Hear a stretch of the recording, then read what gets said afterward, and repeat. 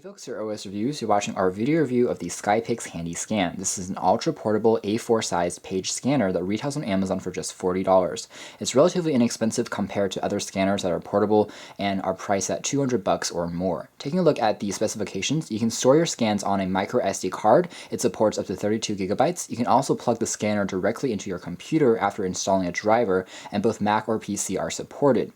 Taking a look at the technical side of the unit, you have a maximum of 900 dpi, which is relatively high in terms of resolution. You can also have access to both color or mono scans, and you can store it as a JPEG or a PDF file. For power, the Handy Scan takes two AA batteries, which are not included in the packaging. Now, battery life is a little bit short, so we'd recommend purchasing some rechargeable ones so you don't have to throw them out every once in a while.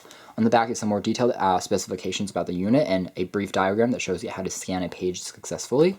Taking a look at the contents in the box, we have access to the scanner itself right on top. We'll take a look at that in a moment. You also have access to the aforementioned mini USB port that connects into the unit and plugs into your computer. There's also a carrying case and fiber cleaning cloth for the scanner, and also the proprietary driver, as well as the user manual that's relatively nicely documented, shows you all the functions, all the ports, and how to use the product. The design of the Skypix Handy Scan, it's relatively nicely constructed out of polycarbonate plastics, which makes it feel solid in the hand. With that being said, with the batteries inserted, it definitely weighs a bit, so when you're traveling, it's going to add a bit of extra bulk. Taking a look at the design, on the top you have access to the selection keys between color or black and white scans. You can also change the DPI from a high to low sensitivity. Over here you have a monochrome display which shows you the multiple settings. We also have two LEDs that will show you once the scan is in progress, and if there's an error that's going to occur, this LED will actually flash red. We have the Skypix logo, and over here there's a power on-off switch which you can tap on, and also tap once more to start scanning a page. And this part is the battery compartment. We've actually inserted two AA batteries, as you can see here.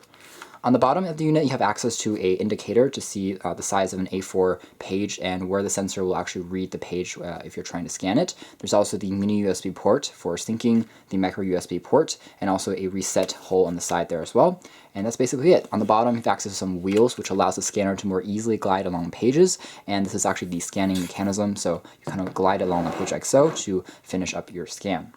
Taking a look at the user interface, it's quite simple to operate. Just tapping on the power key again is going to turn the unit on. In terms of the LCD here, we have access to no backlight, so you can't really see it in the dark, which is unfortunate, but you do have access to a battery indication icon on the bottom left-hand corner that tells you how much battery life is left. You also have the ability to, again, toggle back and forth between the mono or the color modes. Over here, there's an indication of how many scans you've done. Down here, we also have access to the Dpi settings. You have both high or low, and that's basically it. And overall, if you want to scan something, just tap on the scan key once. The green light will flash, and you can then kind of take the scanner across a page. So as a quick demonstration, if we have something like a magazine over here and I wanted to scan it, I would basically tap on the scan key once over there, and then afterwards I could scan it by going at a reasonable pace along the page, lift it up, wait a few seconds, and the scan should save itself within 5 to 10 seconds. I actually have a brief demonstration of the results of the scanned pages I wanted to show you guys. So after trying out a few different modes, I have a few stored on my phone, and I've removed the micro SD card. So the first image here, it's actually taken in a full color, and it's actually the page I was showing you guys earlier.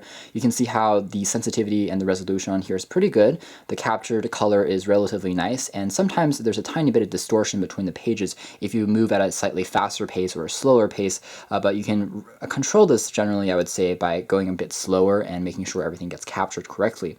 Some other things I wanted to show you guys.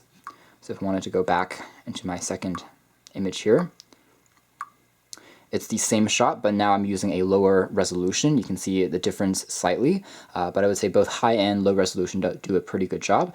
Now, these ones right now are being saved as JPEG images. You can also, of course, save them as PDFs if you want to use it on a computer. This is actually an example of when a scan did not turn out correctly. If I went too fast and also pushed it against the table, you can see this is sometimes the issue that will occur. But in general, I didn't find too many of those errors if I went a bit slower.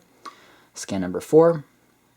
This is a black and white image of a page that I scanned, and you can see the text is definitely legible on a flat piece of paper. It does pretty good. You can scan books and other documents in here relatively nicely at a fast rate, I would say. And of course, scan number 5 is the same exact version, also black and white scans, as you can see, but now we're at the 900 dpi setting, which is a bit more high in terms of resolution, and you can see everything is relatively clear and easy to see. There's not any ghosting effects, there's no distortion, which is excellent.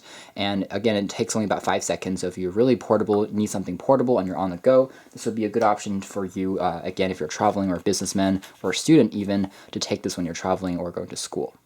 So at the end of the day, the Skypix HandyScan scanner is a pretty nicely designed product. I would say it's not perfect in terms of the scanning quality, but you have a lot of settings that you can toggle through, and at 40 bucks, it's a lot less expensive than similar products that I've seen in the past.